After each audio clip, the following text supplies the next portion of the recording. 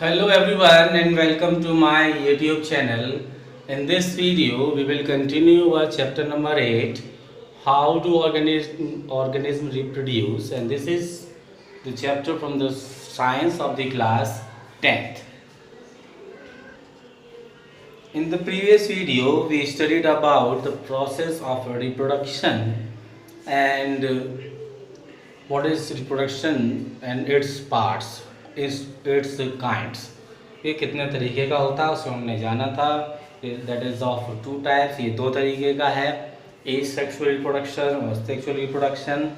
इसमें हमने ये भी जान लिया था कि ए सेक्सुअल कौन से होते हैं और सेक्सुअल रिप्रोडक्शन कौन से होते हैं. डेफिनेशंस की हमने तीनों की बात कर ली थी. अब हमने ये जाना था कि ए सेक्सुअल रिप्रोडक्शंस के कितने पार्ट होते हैं. अब हम चलते हैं उन पार्ट्स के बारे में एक एक करके जानकारी लेते हैं कि कौन सा तरीके का कौन सा होता है. सबसे पहले हम बात करते हैं, इसमें आएगा फिजन. फिजन सबसे पहला आता है, ये हमारा है फिजन. अब फिजन का मतलब होता है अपने आप में, फिजन के मतलब की अगर हम बात करें, फिजन मीन्स डिवाइडिंग यानी कि बंटना, टूटना. सो binary fission is literally dividing into two. इसलिए बाइनरी फिजन को तरीके से हम कहते हैं कि दो पार्ट्स में टूटना. दो पार्ट्स में टूटना. Fission is an asexual reproduction in which a unicellular organism divide and forms two more new individuals. अब ये वो प्रोसेस है इन विच parent cell is divide and form two daughter cells, और दो नए डॉटर सेल्स अपने आप में बनाता है. दो नए डॉटर सेल्स इसके प्रोसेस में अपने आप में बनते हैं. फिजन जो है दो तरीके का होता है. Fission is of two types, दो तरीके का होता है. इसमें अगर हम पहले की बात करें तो वो अपने आप में आता है बाइनरी फिजन. कौन सा आता है? Binary fission. बाइनरी फिजन में क्या है, एक organism is divided into two daughter sales. An organism is divide into to daughter sales. इसमें होता क्या है, इसमें एक जो ऑर्गेनिज्म है वो दो नए सेल्स अपने आप में बना लेता है. इसमें होता क्या है कि जो सबसे पहले की बात करेंगे तो जो न्यूक्लियस है वो डिवाइड करता है, divide into two parts. And then second क्या होता है, then cytoplasm divide. Cytoplasm divide and form two daughter cells. दो डॉटर सेल्स अपने आप में बना लेता है. जिससे क्या होता है कि दो डॉटर सेल्स अपने आप में नए बन जाते हैं, जिनका अपने आप में सेपरेट न्यूक्लियस होता है और अपने खुद के सेल ऑर्गेनल्स भी उसके अंदर मौजूद होते हैं. धीरे धीरे करके डेवलप कर जाते हैं और एक नए एडल्ट की फॉर्म में बनकर हमारे सामने आ जाते हैं. एग्जाम्पल के तौर पर है अमीबा, पैरामीशियम और लेशमीनिया के साथ साथ और भी कई सारे इसके एग्जाम्पल हो सकते हैं. अगर इसमें बात करें कि वो टूटता कैसे है, तो सबसे पहले अगर मैं आपको बता दूं तो ये हमारे पास एक अमीबा मौजूद था. इसके अंदर एक न्यूक्लियस मौजूद है, ये है हमारा न्यूक्लियस. इसके बाद हुआ क्या कि इसी अमीबा के अंदर दो न्यूक्लियस बन गए, टू न्यूक्लियस. क्या हुआ, मैंने आपसे कहा था पहले न्यूक्लियस डिवाइड हो जाता है तो एक से दो न्यूक्लियस बन गए। अब क्या है, तीसरे ये फर्स्ट स्टेप हो गया, ये सेकंड स्टेप हो गया। अगले थर्ड स्टेप में होगा क्या कि ये जो अमीबा था वो अपने आप में इस तरीके से दो पार्ट में डिवाइड होना शुरू हो जाता है।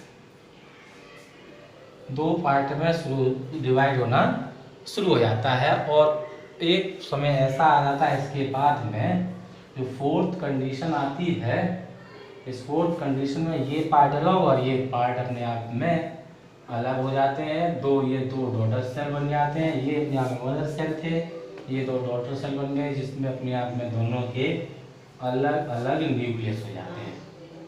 ये भी न्यूक्लियस है और इसका ये भी अपने आप में न्यूक्लियस है।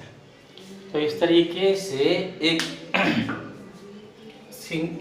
यूनिसेलुलर ऑर्गेनिज्म के अंदर किस तरीके से बाइनरी फिजन देखने को मिलता है। और बाइनरी फिजन यूनिसेलुलर ऑर्गेनिज्म के अंदर होता है और जो अमीबा उसका सबसे अच्छा एग्जाम्पल है। इसमें एक ऑर्गेनिज्म था जिसमें तो सबसे पहले न्यूक्लियस दो पार्ट में डिवाइड हुआ, फिर वो अपने आप में टूटना शुरू हुआ और अगले स्टेप में आप देखेंगे कि वो टूट कर दो नए ये डॉटर सेल्स बना लेते हैं। इनको हम डॉटर सेल्स के नाम से जानते हैं।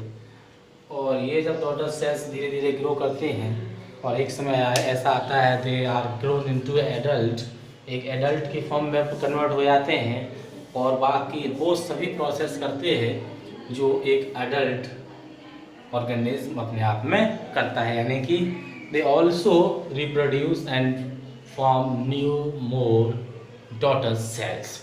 ये भी अपने आप में रिप्रोडक्शन प्रोसेस करने लगता है और ये भी करने लगते हैं और आगे ये भी नए नए डॉटर सेल्स बनाने का काम करते हैं। इस तरीके से ये प्रोसेस लगातार अपने आप में चलता रहता है।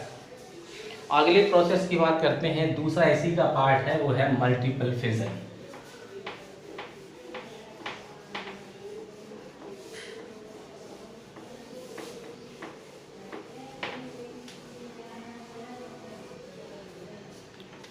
दूसरा है मल्टीपल फिजन। ये हम बात कर रहे हैं मल्टीपल फिजन की। और इस मल्टीपल फिजन में जो एक पेरेंट सेल का न्यूक्लियस होता है वो लगातार कई बार डिवाइड होता है और अपने ही तरीके के कई सारे सेल्स जो है वो बना लेता है। अपने आप में कई बार डिवाइड होता है और डिवाइड होने के बाद न्यूक्लियस लगातार डिवाइड होते चले जाते हैं और फिर लास्ट में जाके साइटोप्लाज्म भी डिवाइड हो जाता है और अपने ही तरीके के कई सारे डॉटर सेल्स बन जाते हैं और फिर वो एक एक करके ग्रो करते हैं और एक एडल्ट की फॉर्म में ग्रो कर जाते हैं और फिर उसी तरीके का प्रोसेस शो कराते हैं जिस तरीके के एक ऑर्गेनिज्म के द्वारा वो रिप्रोड्यूस किए गए थे। वो जिस तरीके का प्रोसेस करता था उसी तरीके के प्रोसेस खुद भी शो करने लग जाते हैं। जैसे बात करता हूँ मैं, एक प्लाज्मोडियम है, यहाँ पे एक मलेरियल पैरासाइट है प्लाज्मोडियम। ये एक मलेरियल पैरासाइट है। अब देखिए ये ग्रो कैसे करता है। इससे कई सारे form many cells by dividing nucleus, और देखिए होता कैसे है। पहले अभी अपने आप में एक ही मौजूद था, ये उसका न्यूक्लियस एक ही था।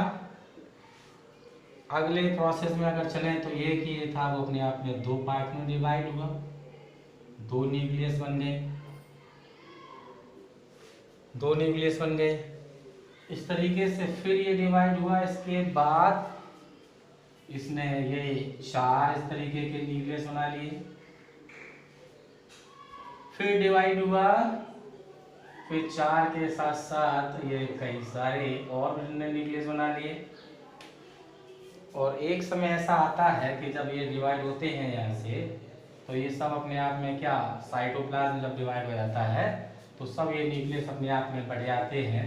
तो इस तरीके से कई सारे छोटे छोटे प्लाज्मोडियम जो है यहाँ पर बनकर तैयार हो जाते हैं, जिनका अपने आप में अलग न्यूक्लियस होता है और अलग ही ये फंक्शन करते हैं। और ये अपने आप में डॉटर न्यूक्लियस हो गए, इनको डॉटर न्यूक्लियाई के नाम से जाना जाता है। ये अपने आप में फिर इसकी ग्रोथ होती है और ग्रोथ के बाद एक एडल्ट सेल के फॉर्म में कन्वर्ट हो जाते हैं एंड अगेन रिप्रोड्यूस, और दोबारा से ये रिप्रोड्यूस करती है और अपने ही तरीके के कुछ नए और सेल्स बनाना शुरू कर देते हैं। तो यहाँ पर देखिए एक से न्यूक्लियस था, फिर 2 हुए, 4 हुए, उसके बाद और ज़्यादा हुए, कई सारे होने के बाद वो फिर अपने आप में जो साइटोप्लाज्म में था वो अलग अलग न्यूक्लियस के साथ बट गया और उसने कई तरीके के डॉटर न्यूक्लियाई बना लिए। फिर जैसे जैसे ये डॉटर सेल्स थे, ये सेल्स अपने आप में जब ग्रो करते हैं, ग्रो करने के बाद एक एडल्ट सेल की फॉर्म में आ जाते हैं और फिर से वो रिप्रोडक्शन का काम अपने आप में करने लगते हैं। जैसे इसने किया था उसी तरीके का प्रोसेस ये भी अपने आप में कराने लगते हैं। आगे की बात करेंगे हम अपने अगले वीडियो।